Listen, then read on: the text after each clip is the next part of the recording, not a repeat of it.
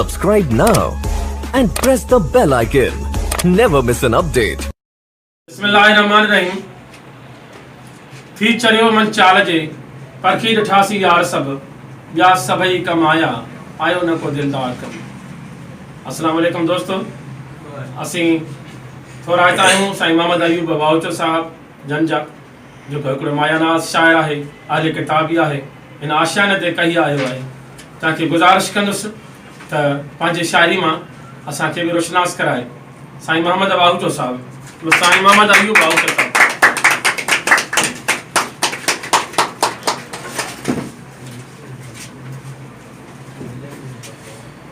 बिस्मिल्लाहिर्रहमानिर्रहीम।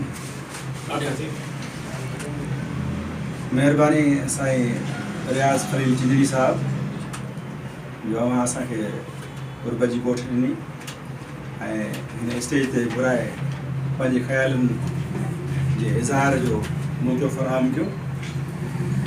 साईं मुंहिंजा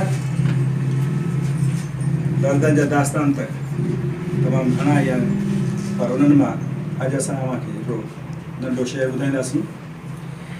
दुनिया बेदर्द जा माण्हू जो बेक़ुरबा बेक़दुरा थिया, टुटी दिलि मुंहिंजी जा आहिनि तॾहिं टे टीह टुकड़ा थिया। जनी खे गॾु खारायोसीं उहे बेनीम का निकिता, मञोती ऐं हया जा तिन जी न अख में ॿ कतरा थिया। ॿुधी हेॾऊं कढियूं होॾऊं नसीहत कयमि निभागनि खे, दले को ध्यानु ई कोन्हे कननि खां ॼण त घबरा थिया।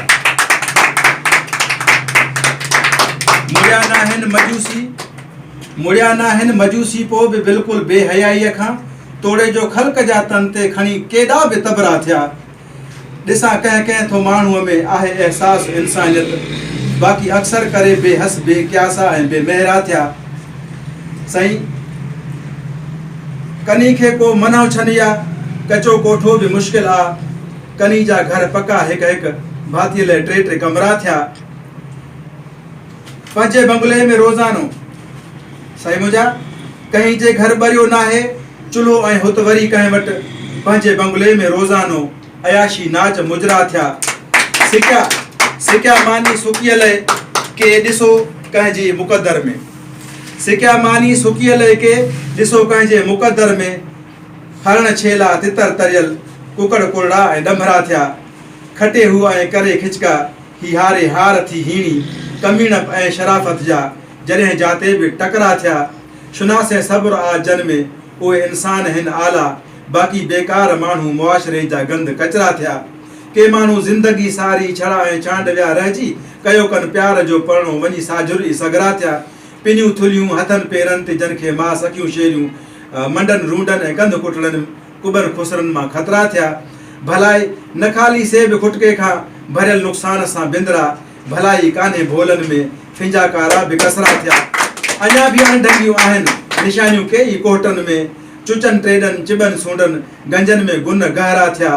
न कसबो सोन आ कॾहिं न ई पए पए पुराणो थिए, न कसबो सोन आ कॾहिं न ई पए पए पुराणो थिए, मगर जेकी पितल हासे पहिरीं परखा में पधरा थिया। हिले रिज़्क़ ऐं बहाने मौत बेशक आ ईंदो आर्ज़, वही वेंदुसि वाओचा जो इहे आज़ार उज़रा थिया। दुनिया बेदर्द जा माण्हू जो बेक़ुरबा बेक़दुरा थिया, टुटी दिलि मुंहिंजी जा आहिनि तॾहिं टे टीह टुकड़ा थिया।